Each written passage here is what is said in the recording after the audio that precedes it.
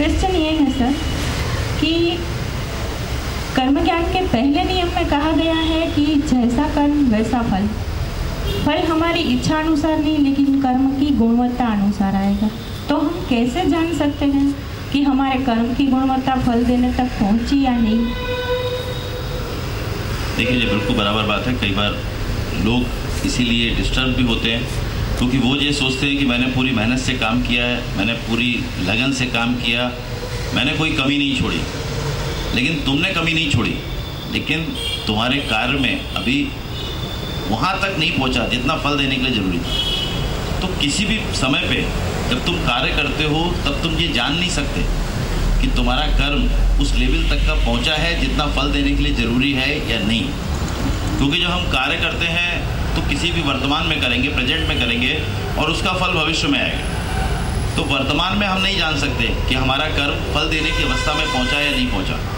जब हम कर्म कर देंगे तब जैसे हमें पत्थर फेंकना है तो हम सोचें कि पत्थर हम इस स्पीड से फेंकें कि अगर सामने फेंकना है तो 400 मीटर तक जाएगा या नहीं जाएगा, या 500 मीटर जाएगा या नहीं जाएगा।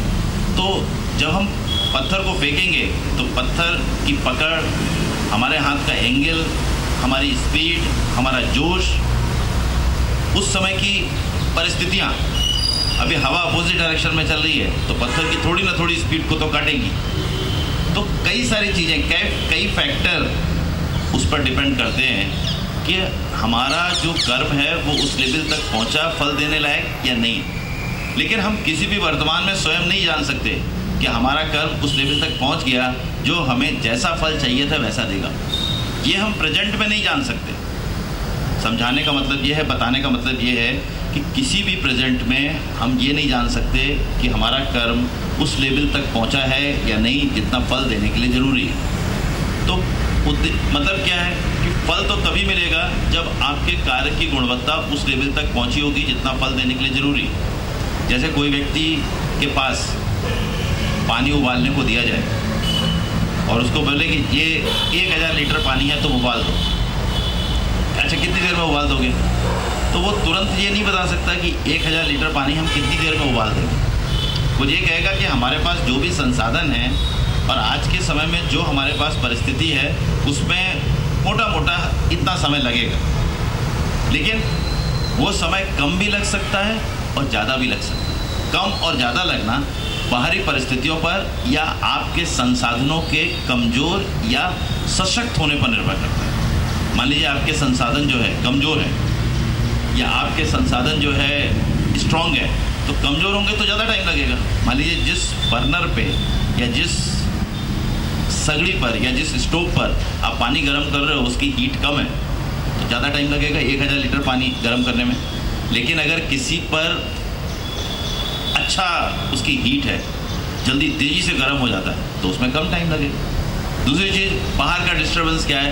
हवा चल रही है, हवा गैस या उसकी फ्लेम को लग रही है, बाहर मौसम ठंडा है, टेम्परेचर कितना है एनवायरनमेंट का, कई सारी चीज़ों पर निर्भर करेगा। तो फल जो है सिंपली एक चीज़ पर निर्भर नहीं करता, वो आपकी मेहनत के साथ साथ, आपकी गुणवत्ता के साथ साथ बाहर की परिस्थितियों पर भी निर्भर करता है। अभी अगर किसी मौसम में आपको दौड़ना है और अगर गर्मी का मौसम है तो सीधी सी बात है आपको गर्मी भी लग रही होगी, पसीना भी आ रहा होगा, प्यास भी लग रही होगी, तो स्पीड आपकी कम होगी। लेकिन एक ठंडी का मौसम है तो आपकी स्पीड अच्छी रहेगी, क्योंकि ना तो पसीना आ रहा है, ना गर्मी है, ना आपको अनकम्फर्टेबल नहीं लग रहा।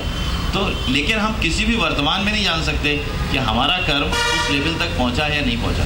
हम अपने कर्म को करके ऐसा सोचते हैं कि मैंने तो बेस्ट में बेस्ट किया था, नंबर मेरा ही आना चाहिए, जीत मुझे ही मिलनी चाहिए। लेकिन हम दूसरे का किसी गेम में अगर 10 लोग भाग ले रहे हैं और अगर एक को विजयी बनना है तो भले 10 अपनी अपनी तरह से सोचे कि तब मैंने तो बहुत अच्छा किया, लेकिन विजयी तो कोई एक बनेगा ना।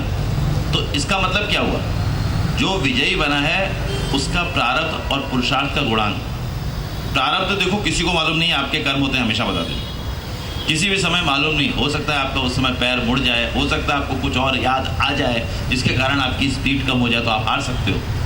तो आप अपने आप सोचोगे मुझे इसी समय ये क्यों याद आना था, लेकिन वो आपके हाथ में नहीं होता। कहने का मतलब है जो कुछ आपको करना है वो आप करिए पूरी श्रद्धा और शिद्दत से, लेकिन आप अपने आप सोचते भी हो कि मैंने पूरी गुणवत्ता का कर्म किया है, तो भी जरूरी नहीं कि आपको पूरी गुणवत्ता का कर्म करने के बाद भी आपको जैसा फल चाहिए था वैसा फल मिला हो। ये सिर्फ और सिर्फ आपके पुरुषार्थ और आपकी पुरुषार्थ की गुणवत्ता पर निर्भर करता है, जो वर्तमान में नहीं जान सकते। वो फल आने पर ही पता चलेगा। जब आप खेलना शुरू करोगे, मान लीजिए क्रिकेट का गेम है, आप खेलना शुरू करोगे तो पहले से नहीं कह सकते। टीम वर्क है, पूरी टीम कैसा खेलेगी, पूरी टीम के बीच कैसा कोऑर्डिनेशन है। मान लीजिए कैप्टन ने आपस के टीम के 2 सदस्य सुबह सुबह लड़ तो नहीं गए, सब चीज़ अच्छी हो, लेकिन सुबह सुबह 2 के बीच मतभेद हो गया तो टीम 2 भागों में डिवाइड हो जाएगी, तो उसकी शक्ति एक साथ नहीं चल रही है। अब वो कैच पकड़ने भी दौड़ेगा तो ये सोचते हुए दौड़ेगा सुबह सुबह इसने मुझको ऐसा क्यों बोल दिया, तो आधा दिमाग में तो ये, आधा दिमाग कैच पता नहीं कहाँ से कहाँ करते करते ज़मीन पे गिर गया। तो ऐसे बहुत सारे फैक्टर्स होते हैं। जब आप चलते हो, कई बार गाड़ी चला रहे होते हैं, गाड़ी चलाते ऐसे लोग डिवाइडर पर चढ़ा देते हैं, आगे कुछ भी नहीं होता। वो क्या होता है, कहीं ना कहीं सोचने लगते हैं, जरा सा डिवाइडर एकदम से तेज स्पीड में ध्यान ही नहीं रहता।